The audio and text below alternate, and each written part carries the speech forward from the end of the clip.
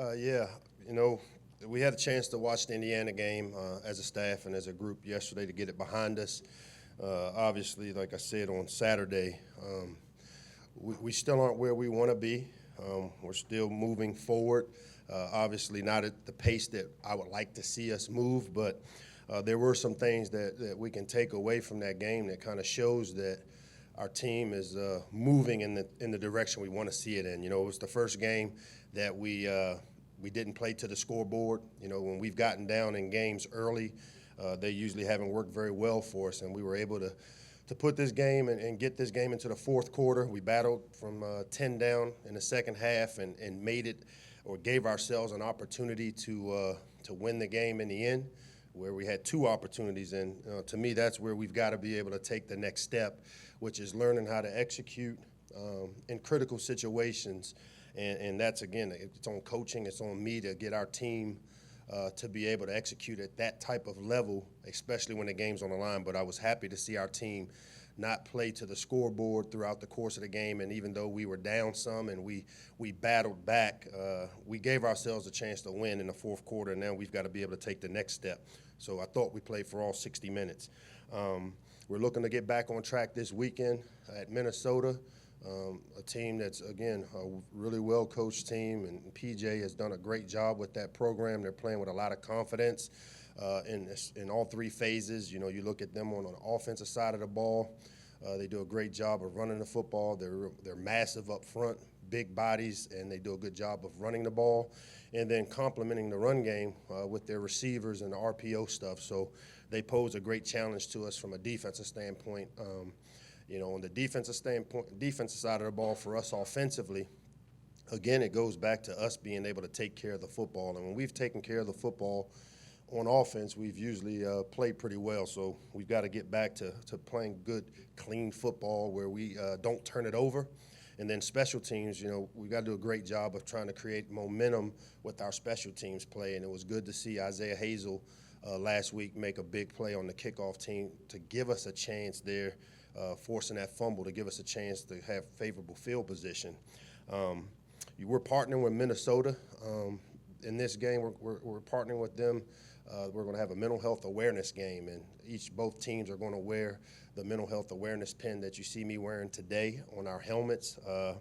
As a dad who dealt with a son that had mental health issues, it's an awareness, and it's something that's really important to me and my family. And Rachel Barbro is put together the two teams. She's kind of organized it through the University of Minnesota's athletic department and through our athletic department to bring some awareness to mental health and how it affects especially kids from the age of 18 to 22.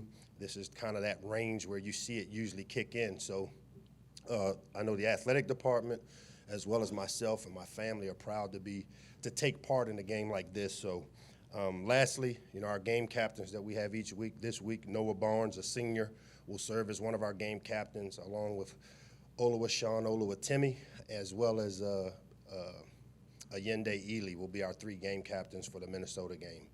And with that, I'll open it up to any questions. Coach, could you give us any updates on Josh Jackson and McFarland in terms of their ankle injuries? Yep. Both those guys are back at full 100%. They've practiced yesterday. They're at 100% in terms of their expectation to play this Saturday. So it's good to be able to have both those guys back as weapons for us from an offensive standpoint. You know, I think the time off for Ant last week really helped speed up the recovery. He's gotten a lot of the swelling out. Yesterday in practice, he looked, again, to be at full speed, which was good to see, and then to see Josh be able to take reps again with the first team, and it's great to have both those guys back. Coach, Minnesota's unbeaten, but they're far from a Big Ten blue blood, as it were. They easily could have lost their first 4 games, but they've gained momentum. Does that, as you build this program, does that give you, you know, I guess something to shoot at and shoot for? Because here's a school that they gritted their way through a rough September, and, you know, they're playing very well right now. You know, they're playing with great confidence, and, you know, if you've ever had a chance to meet PJ Fleck, I think that team is really taking on his personality, and that They're high-energy guys. They play really smart, really clean, really disciplined in all three phases. And, when you look at their record, they're undefeated. And, how they've played, who they've played, to me, really doesn't matter. And that's where the confidence comes from. And I do believe when you watch them, they're playing with a great amount of confidence.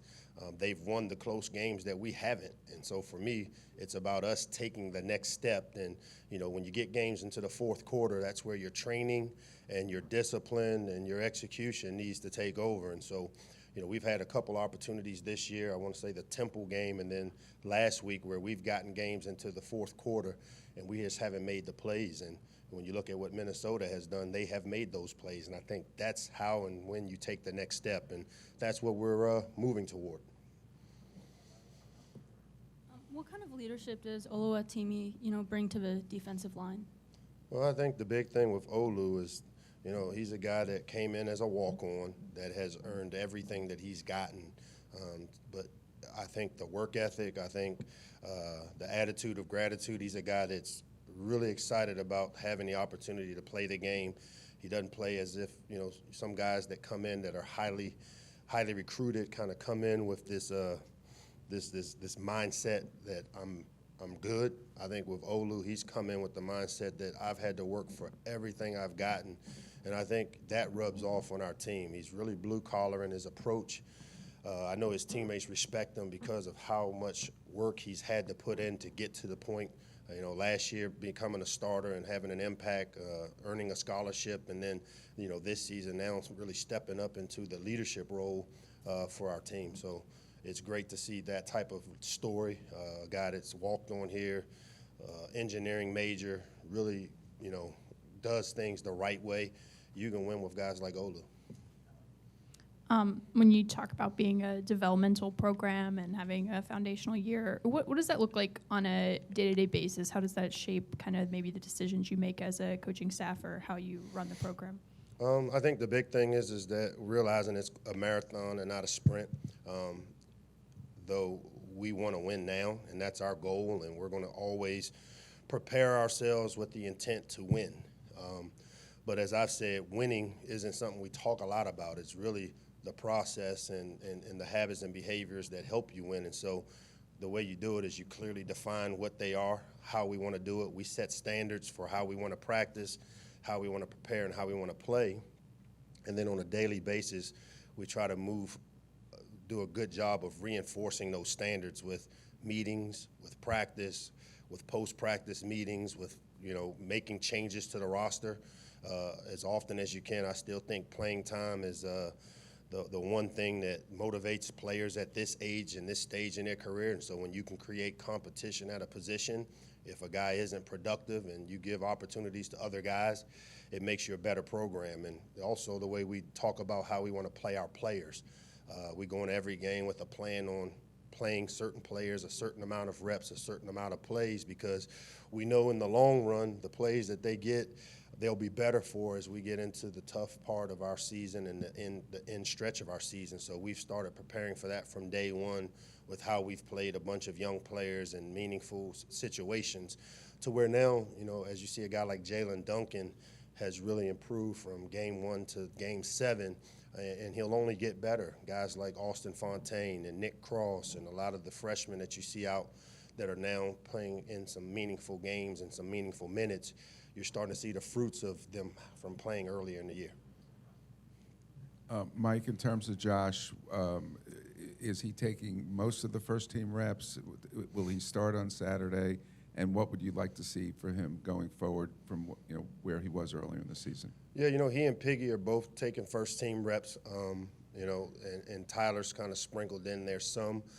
We haven't made a determination on the starter yet. That'll probably be closer to a game-time decision as we get through practice and we can make sure that he is 100% back and able to go out and do the things we want to see. Monday for us is a kind of a light practice. Today and tomorrow we'll really get a better feel for where he is. But it was good to see that there wasn't the noticeable limp, there wasn't the ankle brace on, and he feels good. And I think the extra rest that he got with last week being an emergency third for us will benefit us, but we'll make that decision as to the starter as we get closer to game time based on how those guys practice this week and how they perform. And then, that's kind of how we'll go with it. Coach, the last couple of weeks, how tough was it for Anthony McFarland's desire to, I guess, exceed his health? And what kind of kid is he like to coach in practice, and how important is it to have him back on that practice field and on the game field eventually? Yeah, anytime, one of your better players is not there, for us, we need every weapon we can have out there playing for us. And it was frustrating, I know, for Ant, just as it was for us, to see a player and the type of player he is not be able to make plays that he typically will make. And to me, that was what, created the decision to rest him last week, because, it was a play in the Purdue game where I saw him catch a swing pass and he got ran down from inside out by their inside linebacker, and that's something that never happens, and then you see him drop the touchdown pass. And so for Ant, it's good to see him now where he's confident again in the ankle. And I think last week's rest and really getting his body healthy will benefit us, because we're heading into a big game here this week up at Minnesota, which is a hostile environment. So it's great to have him back. I do know he was frustrated, as I was and as we were as a team, that he wasn't at 100%. And, to have 100% Anthony McFarland will help the Terps. Mike, it's comfy up here. I see.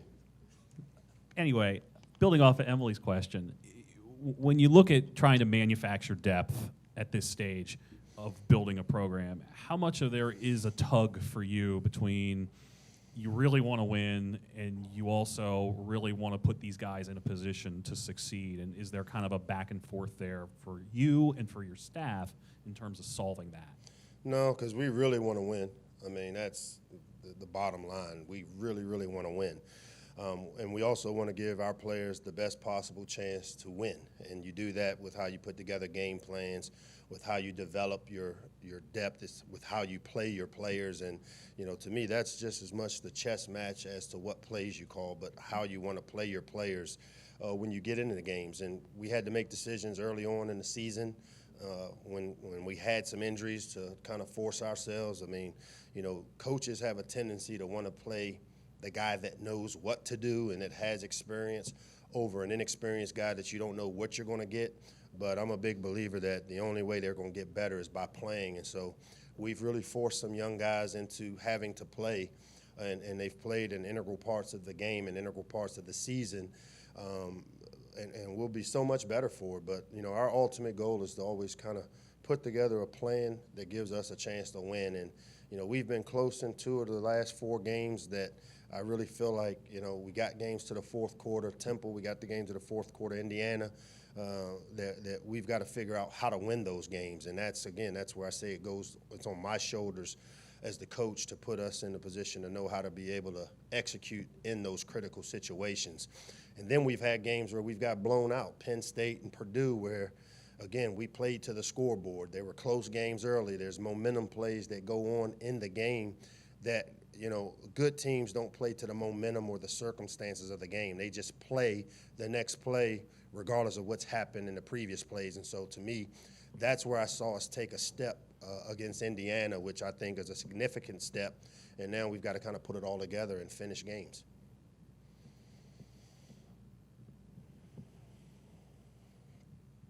Mike, given how different types of quarterbacks they are in terms of Josh and Piggy, would you consider at this stage of the year playing both of them with wherever, depending on the matchup, depending on the packages you want to use, more so than you did at the beginning of the year? There's no doubt we need to play those guys that give us the best chance to win, and they're a lot more similar than we want to make them different. I do think Piggy's element of being able to make plays with his feet, when he extends plays, he extends them through running, where Josh extends plays in the pocket with throwing the ball. And again, having had some success and been a part of having to do some of this last year with Jalen and Tua, we're always going to have a plan for both quarterbacks when they're healthy to be able to utilize them within a game plan, whether it's packages, whether it's plays. So there hasn't been a game this year when they both were healthy that we didn't have a plan within our game plans to be able to utilize them both, because I do think they both bring something to the table that allows us to attack people in certain ways. So definitely, whether playing them both at the same time, one series, one the other, we'll always have plans and packages of ways to utilize both those guys.